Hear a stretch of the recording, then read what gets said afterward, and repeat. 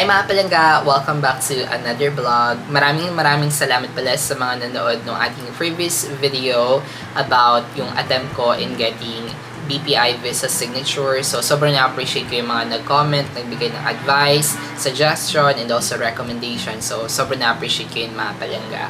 And for today's video naman mga palangga, as I promised to you, so I'll be sharing to you about my second credit card, which is itong Union Bank Rewards Visa Platinum. And I'm really excited mga palangga to explore and to share with you din kung ano nga bang meron dito sa Union Bank Rewards Visa Platinum. But for now, share ko muna sa inyo mga palangga kung paano ko nga ba nakuha, paano nga ba ako nakapag-apply dito sa type ng credit card na ito para magkaroon din kayo na idea, especially kung interesado din kayo na magkaroon ng ganitong type ng credit card, which is itong Union Rewards Visa Platinum.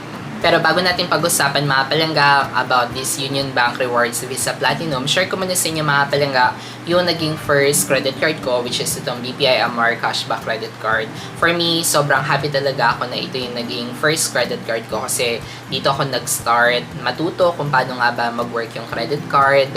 Tsaka since more on essentials yung rewards nito, so natutunan ko din kung paano nga ba i-spend ng maayos yung credit card.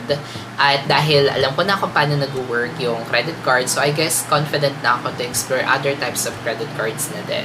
And last July 8 mga palangga, nakareceive ako ng text message kay Smart kasi Smart postpaid subscriber ako, which is SIM card lang naman. Ginagamit ko kasi yung SIM card or yung postpaid SIM para makatawag sa mga landline numbers, sa mga banks, kasi sobrang hassle kapag gagamit ka ng prepaid. Medyo magastos. Kaya naman, gamit ko talaga is postpaid SIM para unlimited yung tawag sa mga landline numbers at walang hassle kapag may mga emergency. By the way, ginawan ko yun ng mga vlogs about Smart Postpaid SIM. So, kung interesado din kayong kumuha ng Smart Postpaid SIM, so, pwede nyo yung i-watch yung mga vlogs ko mga palangga. So, yun yung ginagamit ko, kaya ako nakakatawag unlimited sa mga landline numbers, sa mga banks, sa mga iba't ibang mga companies. Kaya, ayun, sobrang convenient yung mga palangga. Anyway, so yun, naka-receive nga ako ng text message sa kanila. So, as a postpaid subscriber daw, so merong offer si Smart na if I will apply for Union Bank Rewards credit card, so I can get 5,000 pesos e-gift voucher or welcome gift nila. Pero kailangan ko daw i-enroll yung aking Smart Postpaid plan o yung aking Smart Postpaid bill as automatic bill payment doon sa credit card to get that welcome gift. Pero after ko ma-receive yung notification na yun mga palangga nung July, so nag-research muna ako, hindi muna ako basta-basta nag-apply agad. So nag-research muna ako kung ano nga ba meron dito sa credit card na ito, ano nga ba yung mga benefits na makukuha ko. So hinayaan ko muna siya mga palangga until on August 14, nag-text ulit sa akin sa Smart, same pa rin. So, parang nire-remind pa rin nila ako na eligible pa rin ako sa offer na to. So, doon ako nag-trigger mga palangga na i-push through yung application. Based nga sa research ko mga palangga, itong si Union Bank Rewards Platinum is no annual fee kapag mag-spend ako for a total of 20,000 pesos within 60 days. And additional din mga palangga, pagdating sa benefits, rewarding talaga siya, which is I can earn 1 point for every 30 pesos spend. At kung i-spend ko pa siya sa mga dining ko, tsaka sa shopping, so I can get times 3 ng points. Kaya sobrang rewarding niya pagdating sa mga dining at tsaka sa shopping ko.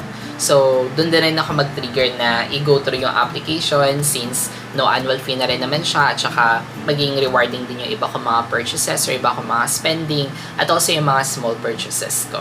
So, madali lang yung mga naging process mga palangga. So, ganito siya nag-start. So, nag-start ako mag-submit na application noong August 22. So, by the way, meron din akong link mga palangga. Nag-generate ako ng referral link. So, kung interesado din kayo mag-apply ng Union Bank Visa Rewards Platinum, so pwede din gamitin yung referral link ko mga palangga. Lagay ko sa description box and also sa comment section para ma-route din kayo sa form. So, pag na-route kayo dun sa form mga palangga, ang gamit ko lang pala ay cellphone. So, kinopy ko lang yung link, lagay ko sa browser, tapos ni-route ako sa web form.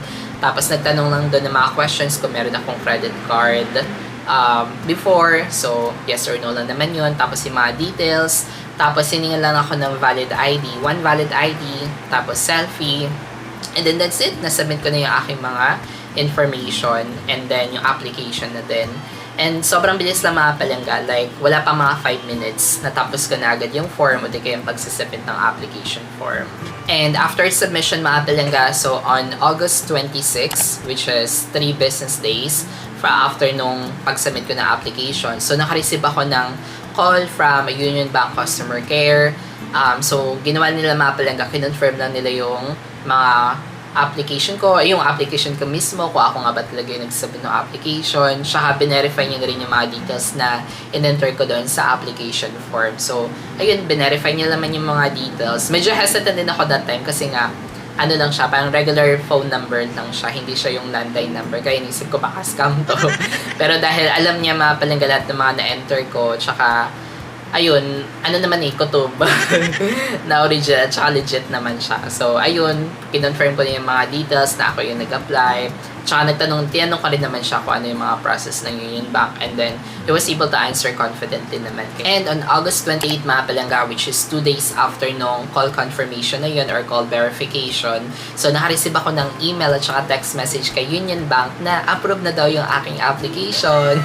So, sobrang nakakatawa kasi ang bilis lang talaga ng process. So, approve na daw yung application ko and they're about to ship my physical credit card na din sa mailing address ko. And additionally, they also offers virtual credit card kung saan pwede ko na agad siya magamit sa mga online purchases. So, binigyan nila ako ng steps or guidance kung paano ko nga ba i-add yung information ko sa Union Bank app. Since ginagamit ko na rin naman yung Union Bank app ko dahil nga sa UMID ATM pay card ko. So, it's easy for me na para i-add yung information ng credit card doon sa Union Bank app ko.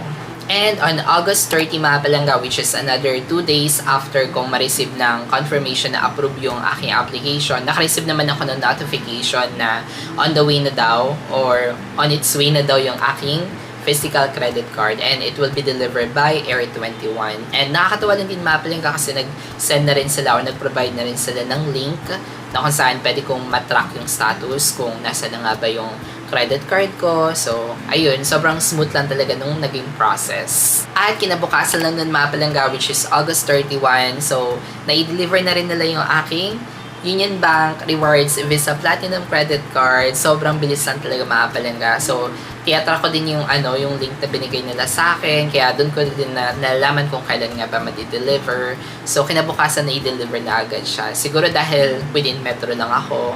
And para may mga palangga, itong si Air 21, hindi sila tumawag sa akin kumatok lang sila sa sa unit namin. So, ayun, nabigla lang din ako na may kumatok. Tapos, nag-request lang siya ng ng one valid ID, tapos may pinapirmahan lang siya sa akin, and then that's it.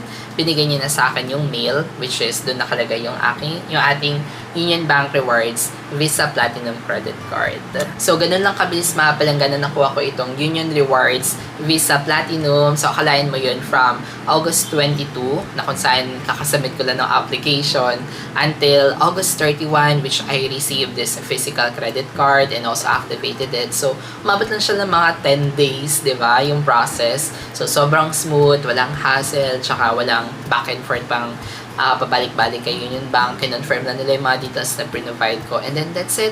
I was able to receive my credit card na din smoothly. Walang problema pagdating sa couriers. By the way, ito mga palangga yung kanyang lagay ng sulat. Ayan, Air 21 Sunlight Extra Small Pouch. So, dito siya nakalagay. So, siguro kapag nasa within metro din kayo mga palangga, mabilis nyo na din siya makuha. Tapos, ito naman yung papel. Takpan ko lang yung details ko. Ayan, ito yung lagay ng envelope niya. Tapos, ito naman siya. Welcome to World of Unbelievable Benefits. Isang papel lang siya mga palangga. Like this. Ayan. Ito na yun. Tapos sa kabila naman is yung mailing information ko. So, ito na siya. Dito nakadikit yung yung physical card. Tapos, ito na siya. Niscan ko lang. Dito lang yung activation process niya.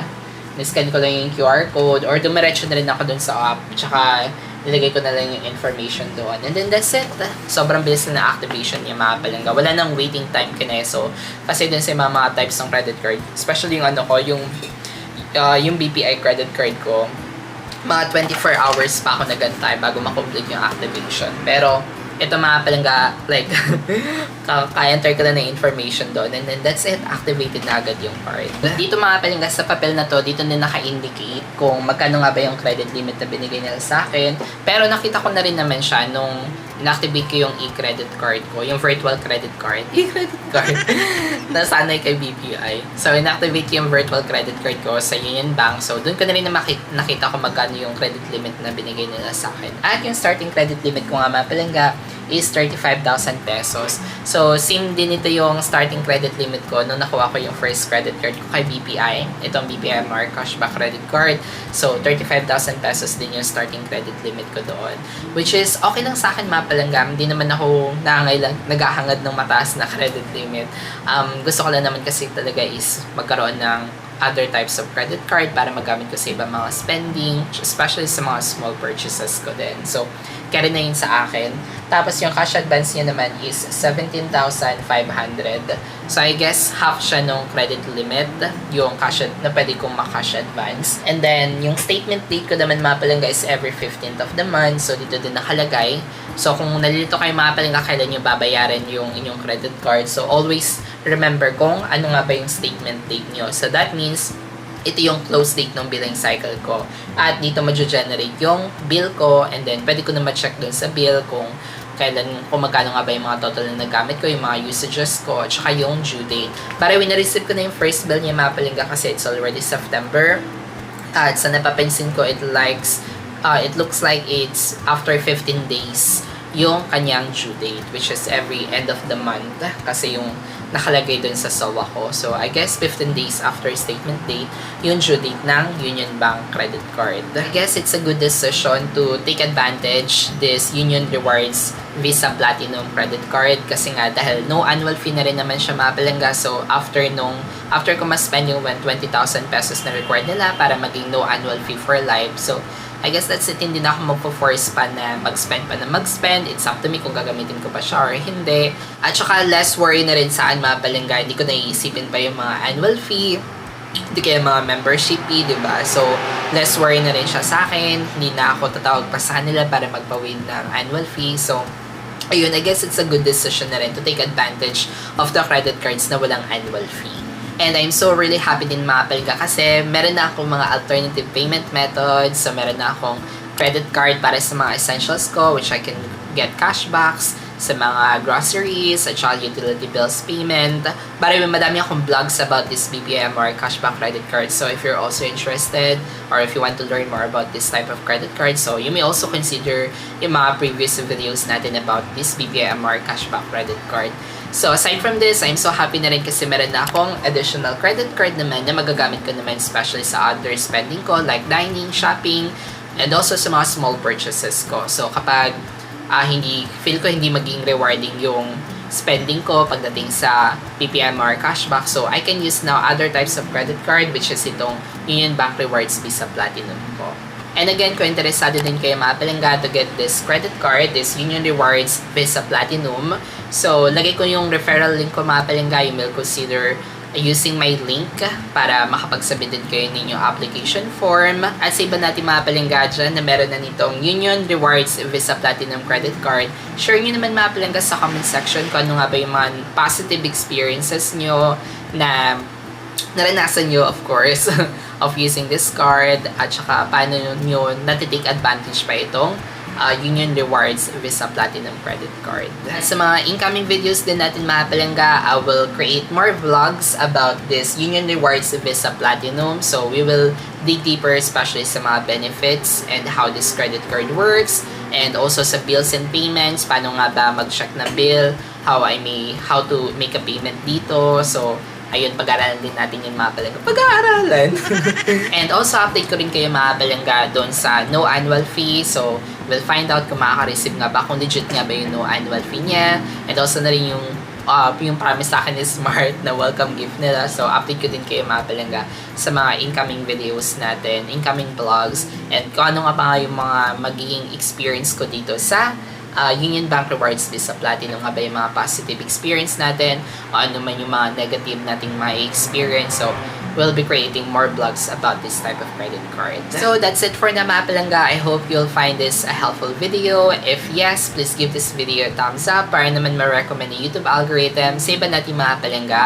At kung interested kayo mga palangga sa ganitong mga contents, please consider na din by clicking subscribe button if you haven't already and hit the bell notification button na din para updated kayo once I uploaded our next video. Maraming salamat ulit mga palangga sa patuloy na pagsuporta at also sa panonood. Again, this is John Paul or you can call me JP, and always remember to be kind to yourself and to others. Thank you so much guys for watching. See you on our next vlog. Bye!